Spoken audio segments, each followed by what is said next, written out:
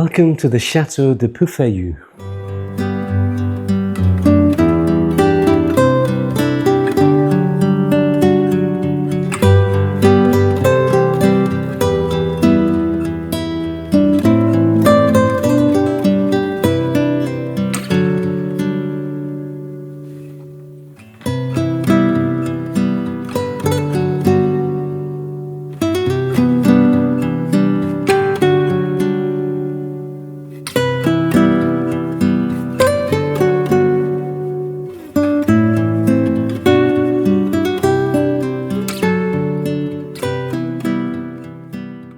So the chateau was built on what was an old Roman oppidum. Now what's an oppidum, I hear you ask? Well, a Roman oppidum was like the fortified centre of an old Roman garrison town. It was built here on the banks of the River Cher in the 4th century. When the Romans abandoned the site, the chateau evolved from where it used to stand. And over the years and the centuries, families and counts and lords and ladies and nobles and all the others have built and added to the chateau, making it what you see today, which is pretty impressive.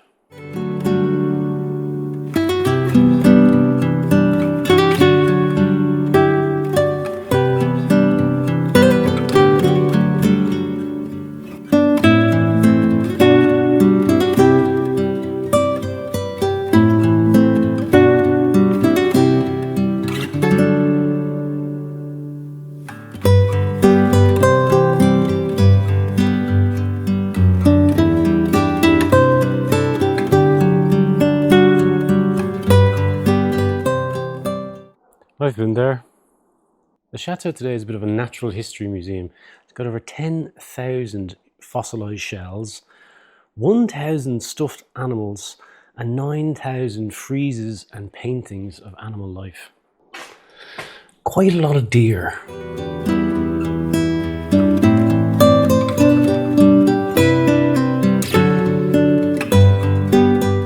Now, Antoine and his family have owned this place for about the last 15 years. And it's run as, I think, a wedding venue primarily, because they have a chapel in the chateau and also a big banquet hall. So you're halfway there in terms of what you need for a wedding venue. They also run seasonal activities throughout the summer. And at the moment they're gearing up for like a Halloween themed festival run by Jeff here. And can I just say, if anyone's thinking about getting married here, do that. But get me an invite, because I would love to come to a wedding in this place. It's just cool. It's just one of those chateaus that fits the bill for me. It's not fancy. You don't feel uncomfortable walking around it. It's got all the cool bits and bobs in it. But you could see yourself kind of living in it as well. Oh dear.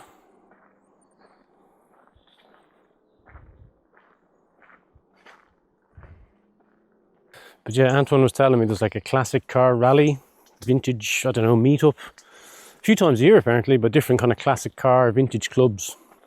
And he said he'd let me know when the next one was happening next year, because I'd definitely be up for that.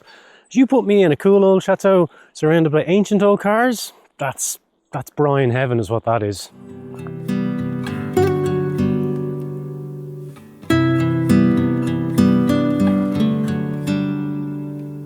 The chateau is open to the public, and if you go on their website, which I'll see if I can copy a link to below, you'll see the dates that they're open throughout the year.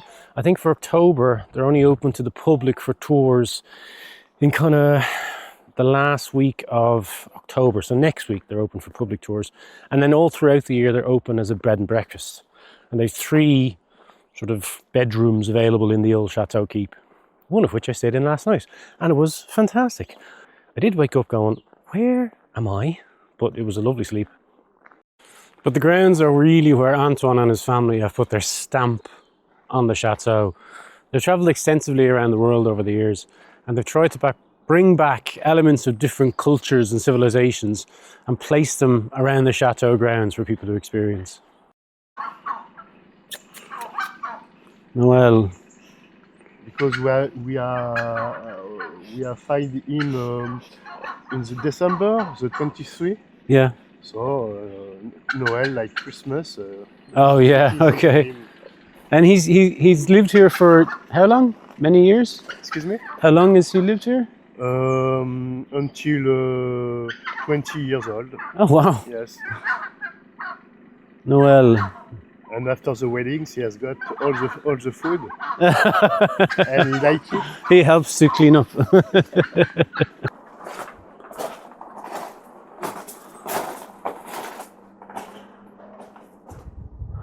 Fellas.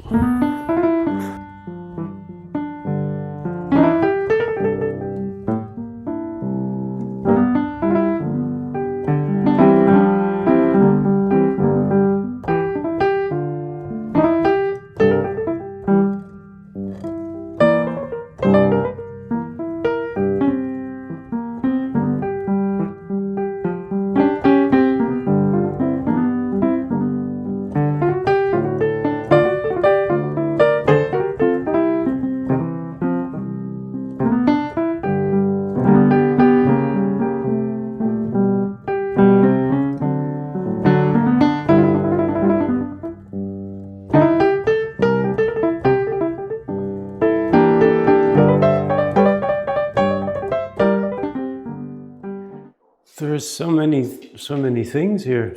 Yes. Thousands. Whew. I don't think I've ever seen so many specimens of nature in one place.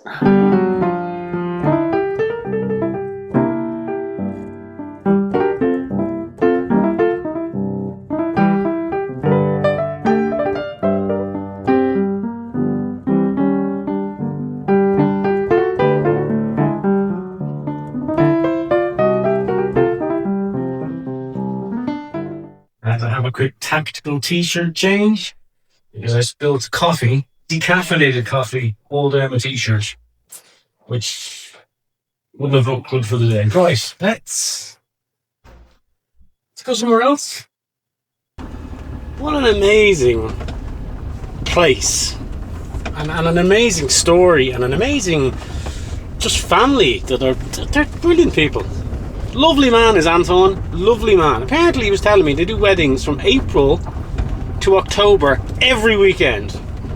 Every single weekend. Right, he also gave me a tip of a pretty village 10 kilometers from here because he said, what are you doing next? And I said, I have no idea. So we're going to a pretty village to have a look at something and then, I don't know, make a plan.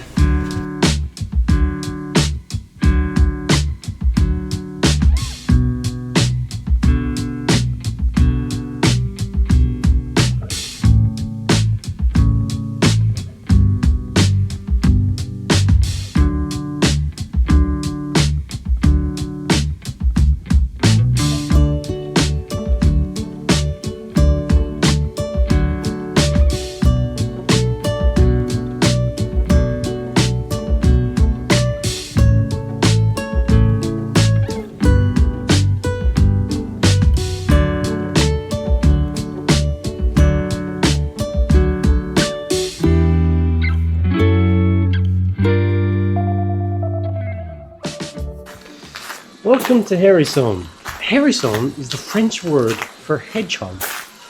Hang on there and I'll zoom you out a bit. Yeah, Hérisson's a French word for hedgehog, and we just passed through what's called the Hell Gate. And there's a statue of the Virgin Mary just under the arch of the gate. It's the main gate into the north of town. And the idea of the Virgin Mary being placed under the arch is it wards off evil demons and spirits from entering the town. Very pretty town.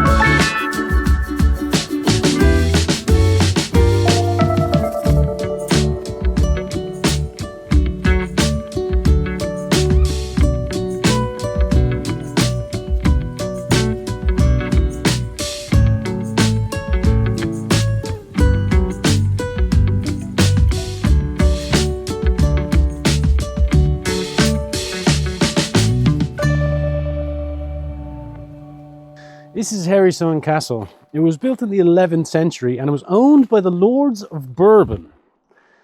But where it's situated and the region overall was controlled, and I'm not making this up, by the Counts of Champagne. So there you go. It's closed at the moment because, well, it's off season and they're doing some structural work because, as you can probably tell, the place needs a fair bit of upkeep. Hopefully they're installing a Guinness tap with those upgrades, but I doubt it. Harryson, Hedgehog. Very pretty little town. Very pretty. Now, don't at me about the jumper. I bought it for €2 in a charity shop and it's super warm and I don't care what it looks like. So, we're going to head to a town called something 12 minutes away, because as lovely as Harryson is, there's no cafes open. There is a rather cool, I think it's an old hotel, but at the moment it's just there. It's an old hotel and it's like a cafe brocante ensemble kind of place. The type of place I'd love to be poking around, but it's not open today, so we're gonna have to, I don't know, sniff out a hot chocolate somewhere else, because we need a hot chocolate and a plan. Basically, that's what we need. Right, let's head out of town, see if we can get a hot chocolate somewhere, because it's a hot chocolatey kind of day, and make a plan.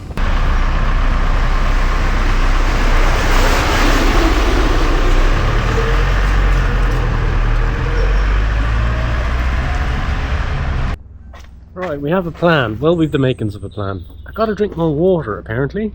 So we're gonna get some. We're going to go to Volvic. Alright, get in the car.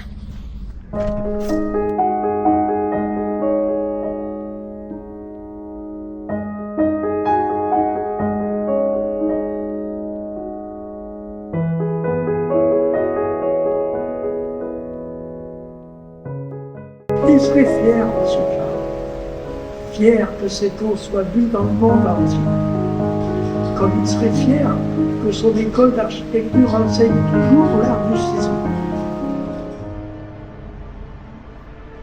So that tour we were just on was a tour of the Cave of the Stone, which is where a man called Jean Leguet Chevalier found the source of Volvic mineral water back in the 1900s. Now, he was a great industrialist, but he was also a bit of a humanitarian, and he initially sort of pitched the municipality of Volvic with this idea that they could enhance their citizens' lives greatly by creating pipelines and fountains in the town of Volvic that would help the populace, you know, in lots of different ways. It wasn't until 30 years later, in 1929, that the commune kind of got off their bum and decided to do something about it. Well, that's a great tour to go on. It's about an hour and a half long, and it takes you through the whole story of Jean Leguet Chevalier's journey and how he found Volvic mineral water. Volvic wasn't, I suppose, commercially utilised till the 1930s, I think, when a company came in and decided, oh, we could bottle this and sell it all over the world. It was a fairly local kind of thing until then. And then Danone, the French, you know, big food company, bought it, and now they control the supply of Volvic around the world. The funny thing about the tour is, though, you kind of go in and you get down into the cave and it's all really cool, and there's, you know, projections onto the rock and sound effects, and it's very interesting. And then you get right down to the bottom and the source of Volvic kind of illuminates, and you go, oh, there's where Volvic comes from. And then you're kind of like, well, I was anyway, thinking, at some point we'll be drinking Volvic, right? No. So I thought, okay, well, exit through the gift shop as usual, and I'll buy a bottle of Volvic there. Or maybe they'll give out free samples of Volvic there. The only thing they didn't have in the gift shop, and don't do, is Volvic bottled mineral water. So we've come up here to the source of Volvic, where it is piped from the ground for production, to see if we can get a free bottle of water.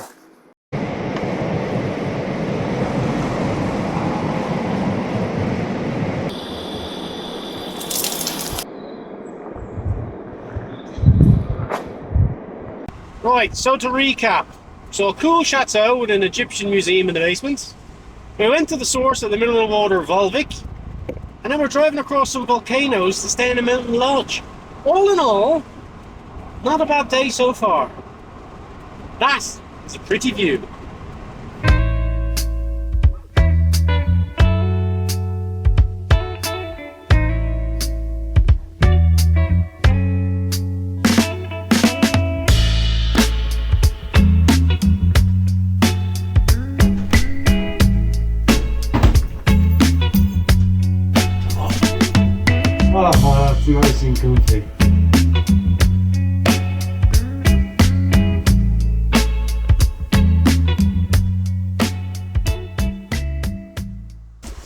me explain to you where we landed. So, we're over near Mont d'Or and we're staying in a lodge for the night. One of them things. And this place is it's sort of a lodge and spa complex. I hope the wind's not too much on that mic. And they've got, I don't know, a couple of dozen of these lodges dotted around this sort of foresty area. And the whole shtick with the place is that it's a relaxation spa. There's a field up there where they do yoga in the mornings, and it's all sorts of good stuff. They deliver you breakfast on your terrace. I think at about 8:30 in the morning, and it's a general relaxation, well-being spot. But they did have a last-minute. I found a last-minute one cabin left. Blah blah blah blah blah. Now a lot of the fancy cabins around here have those hot tubs on the deck, and they're like the primo cabins. Some of them have a balcony, and then this one is like your bog standard. It's got a kitchenette, a bathroom and a bed, and that'll do me because I'm not really a hot tub kind of guy, if I'm honest. There is another kind of super duper sized cabin that is just like a spa one, where you can go in and you can get massages and God knows what else. Not something I'm interested in either. And to be honest with you, that's where these places make their money. They sell you a basic cabin and then they upsell you. Oh, you can go and have a massage. Oh, you can do yoga. Oh, you can get a cabin with a hot tub on your deck. Don't need any of that stuff. All I need is a place to lay my head for the night and maybe edit a vlog. So I am going to chill out here for the evening and then just sleep like a stone. So I'm going to end the vlog there and let you guys go and get up to whatever you need to get up to. But thank you very much for watching. I do hope you enjoyed it, and well, I'll see you soon.